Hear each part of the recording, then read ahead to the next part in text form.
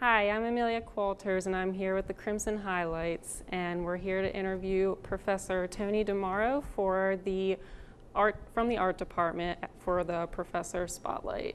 Thank you for showing up and answering some questions today. Great, thank you for having me. So, what is your educational professional background? I guess the start of my educational background was when I graduated from IUP in 2006. While I was a student at IUP, I began working locally as a graphic designer.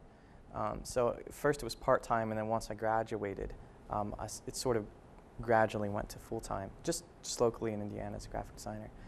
And from there, I took that experience and everything I learned and put together a portfolio, and then I went to New York City to work as a graphic designer in New York City.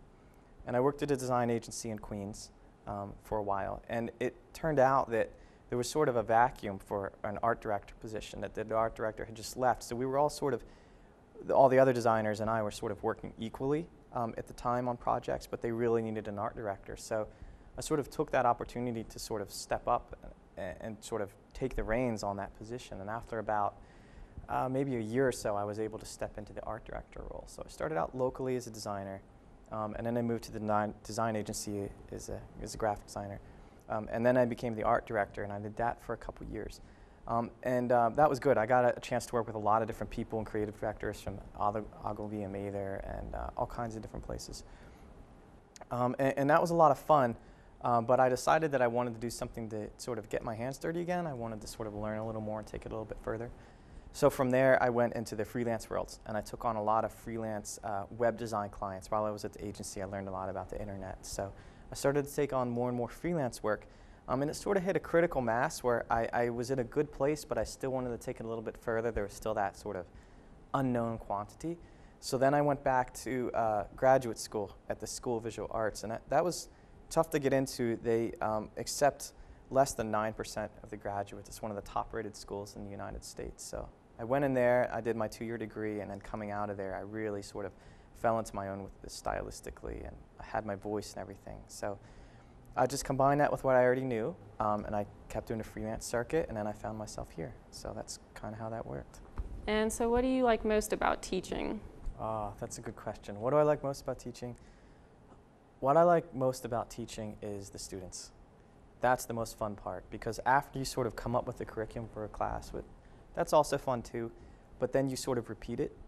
What makes it interesting and what keeps it fresh and really exciting for me is seeing all the things that the students do. Everyone takes it in a different direction, and that's always exciting for me because there's a lot of solutions to problems that I didn't originally think of. So that's something that I always look forward to. And I guess the other thing I like about it is the satisfaction I get from seeing students succeed. That makes me feel really good because I put a lot of energy into what I do.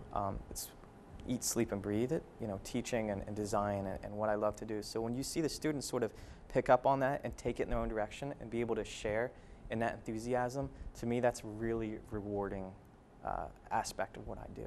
It makes it worthwhile. It's sort of a satisfaction you can't get from just doing the work yourself out in the commercial field. And what is the hardest part about teaching? The hardest part about teaching is motivating the students. It seems like, by and large, the students here are really good, and mostly the upperclassmen really work hard. They know what they want, they know what they're after, and they go for it. And I think that's a really good thing. That's a really good thing. But there are times when the students don't want to do it or they don't understand the value in it. So it's my job to sort of motivate them and sort of try to flip things around on them so they can see the perspective of the design field and the art field from a different vantage point, something they didn't originally see it as, so that they can have the opportunity to put themselves into it and see where they fit into that field. Because I think a lot of times the students, they don't know where they belong, they don't know what they want to get out of it, and they sort of see it as they're just going through the motions of school. And it's my job to sort of help them see where they fit and to be enthusiastic about it and to see how they fit into this bigger picture and to do something that they love for the rest of their life. And sometimes that's a challenge, so I'd say that would probably be the hardest point, just to help some students get motivated to be able to see things from that perspective. Can you describe your teaching style? Describe my teaching style. Well, for me, it's mostly about, like I said, motivating the students. It's about showing my enthusiasm. I absolutely love what I do. I do it all the time, every day, for fun. I do the same things I do for work all the time, every day. I love it.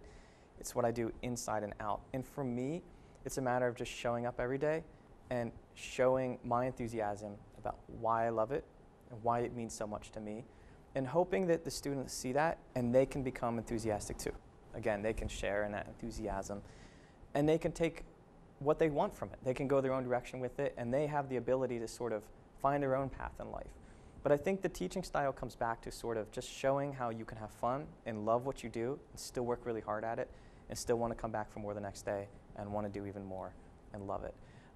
Sometimes it's about tough love. It's about pushing people out of their comfort zone, putting them where they're not used to going, because that's part of the learning process. And I understand it and I get that. But I want to motivate people from a positive place.